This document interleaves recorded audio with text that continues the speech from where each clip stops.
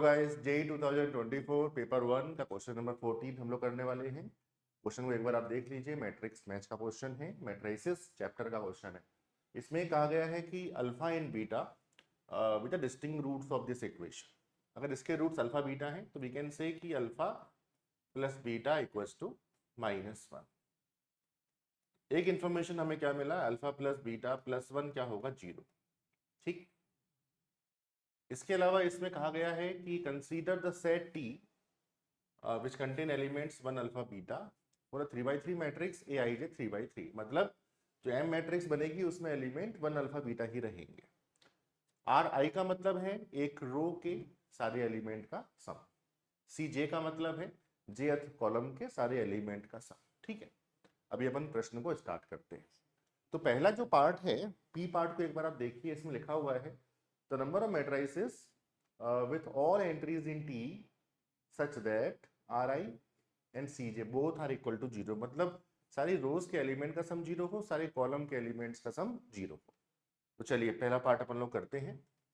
मैं यहां लिखता हूं, देखिए फर्स्ट पार्ट।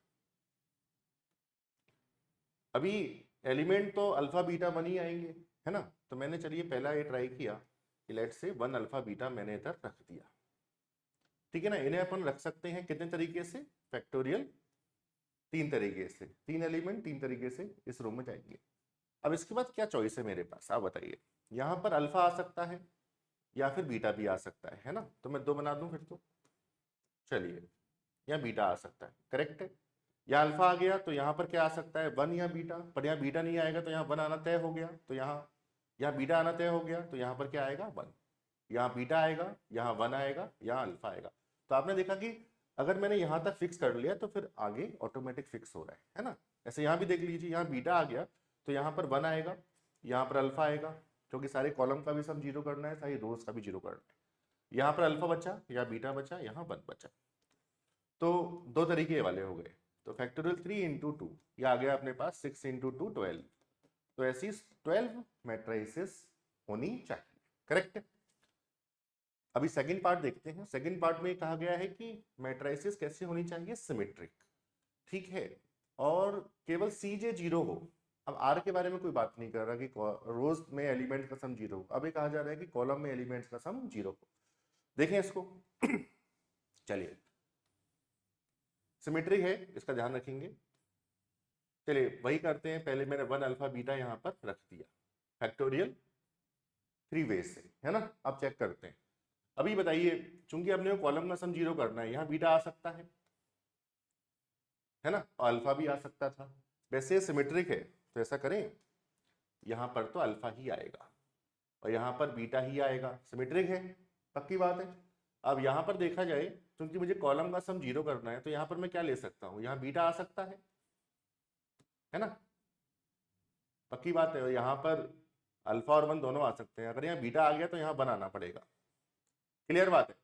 और अगर यहाँ पर मैंने बीटा लिया तो यहाँ 1 लेना पड़ेगा, तो यहाँ पर क्या आएगा फिर, अल्फा। बताइए आप।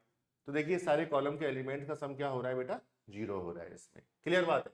यदि हम ऐसा करें कि 1 अल्फा बीटा तो मैंने रख लिया, यहाँ पर अल्फा आएगा, यहाँ बीटा आएगा, ये तय था। यहाँ पर मैंने अब ले लिया बेटा, पहले मैंने बीटा लिया था ना, अल्फा ले नहीं सकते क्योंकि अल्फा अल्फा फिर समेशन 0 नहीं होगा। तो यहाँ पर 1 लेने की मैंने कोशिश की, यहाँ मैंने 1 ले लिया अगर, तो यहाँ बीटा ही आएगा फिर। और बेटा अगर यहाँ बीटा आ गया तो यहाँ भी बीटा आएगा, यहाँ बीटा आ गया तो फिर ये सम 0 के बराबर नहीं होगा। इसका मतलब एक सिंगल चॉइस है हमारे पास। यदि मैंने ये 3 एलिमेंट फिक्स कर लिए तो डिटरमिनेंट मैट्रिसेस अपना फिक्स हो जाएगा। तो how many matrices we are getting here, 6। Clear बात है। तो इसका आंसर है 12, मतलब ये आ गया 2, और इसका आंसर है 6, तो ये आ गया 4। आर वाला देखिए, आर में कहा गया है कि it's a skew symmetric matrix. If it is a skew symmetric matrix for 3x3 order, determinant must be 0, so it will have infinite solution. So इसका आंसर आ गया 3rd। बचा लास्ट। लास्ट वाला देखिए क्या लिखा हुआ है कि इस matrices with all entries in T such that are I equals to 0 for all I and then absolute value determinant. तो भाई देखो एक बार, जो अपन ने अभी ये बनाया था,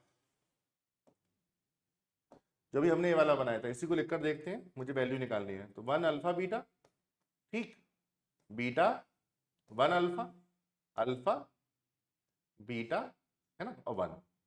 इसका डिटर्मिनेंट का वैल्यू मुझे निकालना है। तो अगर मैं ऐसा प्रॉपर्टी लगा दूं कि भाई C1 को लिखूं मैं C1 plus C2 plus C3, तो होगा क्या, ये सारे एलिमेंट का सम होके बाहर आ जाएगा 1 प्लस अल्फा प्लस बीटा, बाकी अंदर कुछ बचेगा। अब इसकी वैल्यू कितनी है, 0। तो आप कोई सा भी मैट्रिक्स ले लें जिसमें रोज के एलिमेंट का सम 0 हो, तो आप ये पाओगे कि हर एक रो में एक 1 होगा, एक अल्फा होगा, एक बीटा होगा, चाहे हम कहीं भी हो, तो उनका सम करोगे तो वो कॉमन आ ही जाएगा, और वो वैल्यू 0 है। तो इसका वैल्यू कितना आएगा, 0। तो ये 0 आएगा, है ना, 0 मतलब 5। तो 2435 is our answer. Okay, thank you.